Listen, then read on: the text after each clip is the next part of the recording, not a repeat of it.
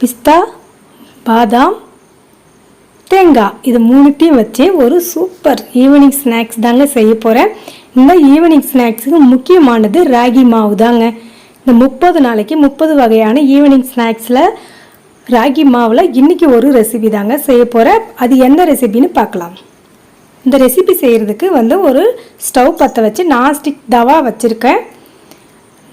கொஞ்சம் லைட்டாக சூடு ஏறட்டும். 1 கப்பு ராகி மாவு எடுத்துருக்கேங்க. 250 கிராம் மாவு எடுத்திருக்கேன். ஒரு கரண்டி வச்சு லைட்டாக சூடு ஏறினா போதுங்க, ரொம்ப வறுபடக்கூடாது. இப்போ நீங்கள் மாவை தொட்டு பார்த்தீங்கன்னா லைட்டாக சூடு இருக்கணும், அந்த அளவுக்கு இருந்தால் ஓகே. இப்போ ஸ்டவ்வை ஆஃப் பண்ணிவிட்டு மாவை கொஞ்ச நேரம் ஆற விட்டுடலாங்க. இப்போ இந்த மாவை கரைக்கிறதுக்கு ஒரு மிக்சிங் பவுல் எடுத்திருக்கேன். அந்த மிக்சிங் பவுலில் அந்த ஆறின மாவை ராகி மாவை கொஞ்சம் கொஞ்சமாக சேர்த்துருங்க. சேர்த்துட்டு இப்போ அந்த பாதாம், முந்திரி பருப்பு, பிஸ்தா, ஏலக்காய் எடுத்துருக்கேன். இப்போ இதை மிக்சியில் போட்டு கொரகொரப்பாக அரைச்சி எடுத்துக்கலாம். ரொம்பவும் மழமழ வேண்டாம். இப்போ நல்லா அரைச்சாச்சுங்க. இப்போ அந்த மாவு கூட இந்த அரைச்சதை சேர்த்துருங்க. இப்போ இதுக்கு 1 மூடி தேங்காய் எடுத்துருக்கேங்க. அந்த 1 மூடி தேங்காவை மிக்சியில் தண்ணி சேர்க்காமல் கொரகொரப்பாக அரைச்சி எடுத்துகிட்டு வந்துடுவோம். இப்போ இந்த அளவுக்கு இருக்கட்டும்ங்க. இப்போ இதை எடுத்து இந்த மாவோட சேர்த்துருவோம். தண்ணி விடக்கூடாதுங்க. அதனால் மிக்சியில் போடும்போதே அந்த தேங்காவில் இருக்கிற தண்ணியே பிசுபிசுப்பு தன்மையோடு இருக்கும். இப்போ அரை மூடி தேங்காவுமே ஃபுல்லாக இதுகளை சேர்த்தாச்சுங்க. இப்போ வெல்லம் எடுத்திருக்கேன். 3/4 கப்பு வெல்லம் ஒரு நான்ஸ்டிக் தவாவில் தான் எடுத்திருக்கேன். மாவு வறுத்த தவாவில் தான் போட்டு ஸ்டவ் பற்ற வச்சு ஒரு 1/4 கப்பு தண்ணி சேர்த்துடலாம். 1 கப்பு மாவுக்கு அரை கப்பு போதும். இதில் 1/4 கப்பு வெல்லத்தில் சேர்த்து வெல்லம் நல்லா கரையிற அளவுக்கு எடுத்தாச்சு. இப்போ ஒரு ஃபில்ட்ரு வச்சு வடிகட்டிடலாம் வெல்லத்தை. அந்த மாவில் அந்த தூசு, மண் இதெல்லாம் இருந்துச்சுன்னா கண்டிப்பாக அந்த ஃபில்ட்ருலேயே நின்றுடும். இப்போ நின்றுடுச்சிங்க. இப்போது நல்லா கலக்கி விட்டுடலாம். கட்டி இல்லாமல் மாவை ஃபஸ்ட்டு அந்த 1/4 கப்பு தண்ணி ஊற்றுனீங்க இல்லையா வெல்லத்தோடு, அதோடு சேர்த்து நல்லா கரைச்சி விட்டுக்கலாம். இப்போ இந்த அளவுக்கு கரைச்சாச்சு. இப்போ ஒரு சால்ட் எடுத்துருக்கேன். ஒரு 1/4 டீஸ்பூன் சால்ட்டு, ஒரு 1/4 டீஸ்பூனு ஆப்பச்சோடா.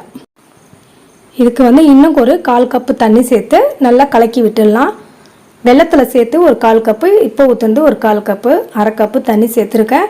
இப்போ ஒரு குழி கரண்டி ஒன்று எடுத்தாச்சுங்க, சின்னதாக எடுத்து அதையுமே நல்லா மாவை கிண்டி விட்டு பாருங்கள். ஒரு தோசை மாவு பதத்துக்கு வரணும். இப்போ ஸ்டவ் பற்ற வச்சு குழி பணியார கல் எடுத்து வச்சுருக்கேங்க. அடுப்பில் நல்லா அந்த கல் காயட்டும். நல்லா காஞ்சிடுச்சிங்க. இப்போ நெய் தான் அரை டீஸ்பூனு எல்லா குழியிலையும் சேர்க்க போகிறோம். இந்த மாதிரி அரை டீஸ்பூன் சேர்த்துக்கோங்க. ஃபஸ்ட்டு இந்த பணியாரம் நெய்யிலே செய்யும்போது டேஸ்ட்டு சூப்பராக இருக்குங்க. அதனால தான் நெய்யிலே செஞ்சு உங்களுக்கு காட்டிகிட்ருக்கேன். நெய் நல்லா சூடேறிச்சு. இப்போ அந்த கரைச்சி வச்ச மாவை ஒரு 3/4 கரண்டி, ஒவ்வொரு குழியிலையும் ஒரு 3/4 கரண்டி வச்சு ஊற்றிடுங்க. மாவை ஊற்றிட்டு ஒரு பிளேட்டை போட்டு மூடிடுங்க. ஒரு 2 நிமிஷம் இருக்கட்டும். இப்போ 2 நிமிஷம் கழித்து ஓப்பன் பண்ணி பார்க்கலாம். இப்போ வெந்திருக்குங்க. இருந்தாலும் எப்படி வெந்திருக்கா இல்லையா செக் பண்ணுங்கள். ஒரு குச்சி ஒன்று எடுத்து பாருங்கள். இன்னும் வேகலை, லைட்டாக மாவு தெரியுது. அதனால் இன்னும் ஒரு 2 நிமிஷம் வேக விடுவோம். இது நல்லா கொஞ்சம் வெந்தாதாங்க திருப்ப முடியும். இப்போ இந்த அளவுக்கு வெந்துடுச்சு.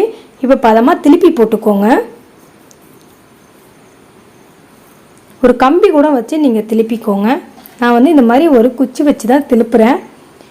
இப்போயுமே இதே மாதிரி ஃபுல்லாக எல்லாத்தையுமே திருப்பி போட்டுட்டு இன்னும் ஒரு அரை கரண்டி நெய் இதுக்கு மேலே விட்டு அந்த அடியில் இருக்கிற மாவுமே வேகணுங்க. நெய்யிலே வேகணுன்றதுக்காக இன்னும் ஒரு அரை டீஸ்பூனு நெய் சேர்க்குறேன்.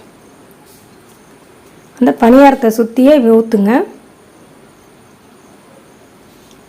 அந்த குழிக்குள்ளே ஊற்றும்போது அந்த குழிக்குள்ளேயே அந்த பணியாரம் நல்லா சூப்பராக நெய்யிலே வெந்துட்டுருக்கோம். இது ஒரு 2 நிமிஷம் போதுமானதுங்க. அடுப்பு சிம்மில் வச்சு வேக விடுங்க. அப்போ தான் உள்ளே இருக்கிற மாவு நல்லா வெந்து வரும். ஓகே, இப்போ ரெடி ஆகிடுச்சிங்க. இப்போ மறுபடியும் திருப்பி போட்டுட்டு ஒரு பிளேட்டில் எடுத்துக்கலாம். இப்போ இந்த மாதிரி ஒவ்வொன்றையும் திருப்பி போட்டு பார்க்கலாம். நல்லா வெந்திருக்குங்க. ஒரே மாதிரி கலர் வந்திருக்கு. அதனால் இப்போ பிளேட்டில் எடுத்து ஆற வச்சு எப்படி இருக்குன்னு டேஸ்ட் பார்க்கலாம். இப்போ இந்த மாதிரி குத்தி பாருங்கள், குத்தி எடுத்துருங்க. குத்தும் போதே தெரியும் உங்களுக்கு வந்து, எடுக்கும்போதே அது வந்து உள்ளே வந்து ரொம்ப உள்ளே வாங்குச்சுன்னா கண்டிப்பாக வெந்திருக்காது. அது குத்தி எடுக்கிறதுக்கு வருதுன்னா நல்லா வெந்திருக்கும். அதுதான் உங்களுக்கு. இப்போ அந்த குழி பணியாரம் வந்து எடுத்தாச்சுங்க. இப்போ வந்து அந்த ராகி பணியாரம் எப்படி இருக்குதுன்னு பார்க்கலாம். இப்போ பாருங்கள், புட்டு காட்டுறேன் பாருங்கள். நல்லா அப்படி கிறிஸ்பியாக இருக்குங்க. மேலே வந்து நல்லா வந்து முறுமுறுப்பாக இருக்குது, உள்ளே வந்து சாஃப்டாக இருக்குது, பஞ்சு மாதிரி பொலப்பாக இருக்குது பாருங்கள். இப்படி உடைக்கும் போதே பொலன்னு வருது பாருங்கள். இதுதாங்க ராகியில் செய்த குழி பணியாரங்க. இந்த குழி பணியாரம் எப்படி செய்கிறதுன்னு நீங்களும் தெளிவாக தெரிஞ்சுக்கிட்டு இருப்பீங்க. இந்த பணியாரத்தை வீட்டில் நீங்களுமே ட்ரை பண்ணி பாருங்கள். ட்ரை பண்ணி பார்த்துட்டு உங்களுடைய ஃபீட்பேக்கை எப்படி இருக்குன்னு கமெண்ட் செக்ஷனில் கமெண்ட்ஸ் பண்ணுங்கள். இந்த வீடியோ பிடிச்சிருந்தா ஷேர் பண்ணுங்கள், லைக் பண்ணுங்கள். மறக்காமல் சப்ஸ்கிரைப் பண்ணி பெல் ஐக்கானை கிளிக் பண்ணி ஆள் கொடுங்க. இந்த மாதிரி டேஸ்டியான ரெசிபியோட அடுத்த வீடியோவில் சந்திக்கலாம். பை.